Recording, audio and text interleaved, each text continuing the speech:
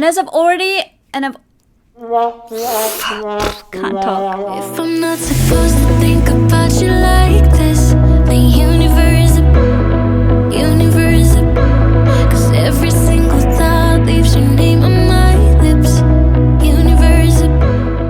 So in today's video, I'm going to be showing you how to use aloe vera gel on your hair by showing you how to remove and collect the gel, documenting the process of leaving the gel on my hair overnight, as well as sharing the results with you. My hair was extremely dry and damaged after dyeing and bleaching it so many times, so I've been slowly repairing the damage and bringing it back to good health by trying all of these DIY hair treatments at home that I have on this YouTube channel. You can basically get the aloe vera from a grocery store or a plant shop, but today I'm going to be using some fresh and natural aloe vera leaves straight from my garden. Well, not exactly my garden, but from my mother's garden. How adorable is my mom? She even has an Instagram page with pictures of her garden and also an amazing art page called Cindy Cardno. Anyway, starting with how to prepare this aloe vera gel hair treatment, we will start by first washing the leaves and then chopping or dicing them into sections or pieces like so. I brought mine home in a container after collecting it from my mum's garden, so it's basically ready to be dissected. I start by using a knife to cut or slice just through the center of the leaf. Maybe I was confused, or did you feel it too? In that room, it suddenly just felt like it was me and you. 'Cause I forgot about your friend, what's his name? And then opening it up and using a spoon to scoop out the gel.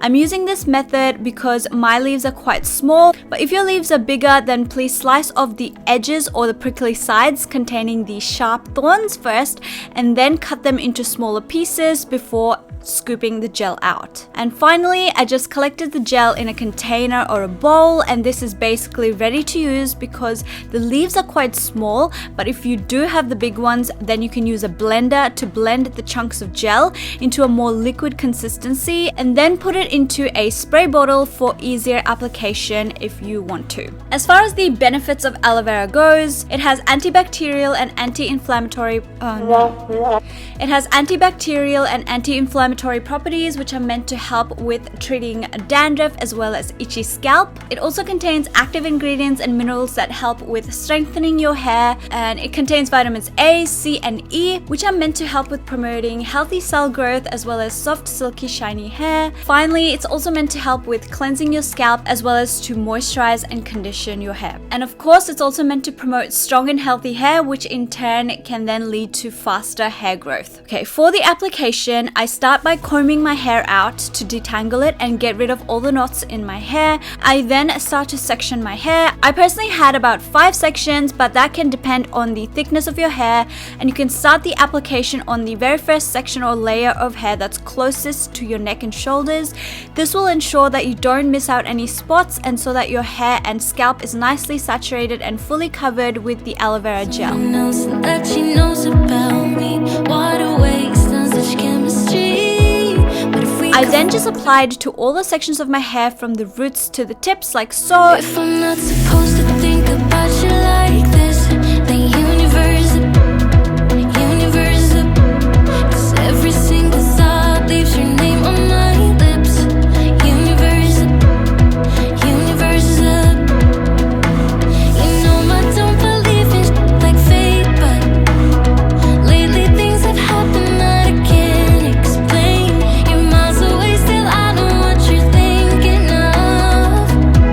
The universe. And once you finish the application, which was quite dirty and messy as you can see, you can tie your hair up in a bun and put it into a shower cap or a headscarf before you head to bed. And by the way, you can also use aloe vera on your skin and your face. It's basically meant to help with moisturizing your skin as well as treating skin conditions like eczema, acne, and sunburns. I did leave it on overnight for about 7 to 8 hours, and then I washed it off in the morning by shampooing my hair twice just in case.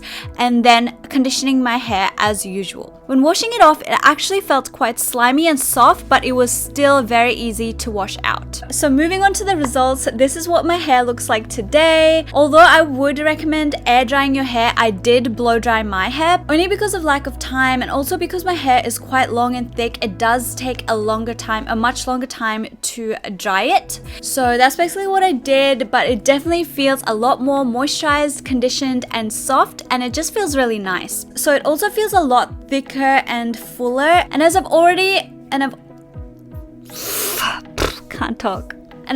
mentioned all of the benefits of aloe vera previously for your hair. It's basically meant to keep your hair healthy in the long term as well. With long-term use, it's also meant to keep your hair healthy, which in turn results in faster hair growth if you are looking to grow your hair longer. So I would definitely recommend giving this natural hair treatment a try for both its long-term as well as its short-term benefits. But I hope you enjoyed watching this video. Thank you so much for watching, and I will see you in my next video.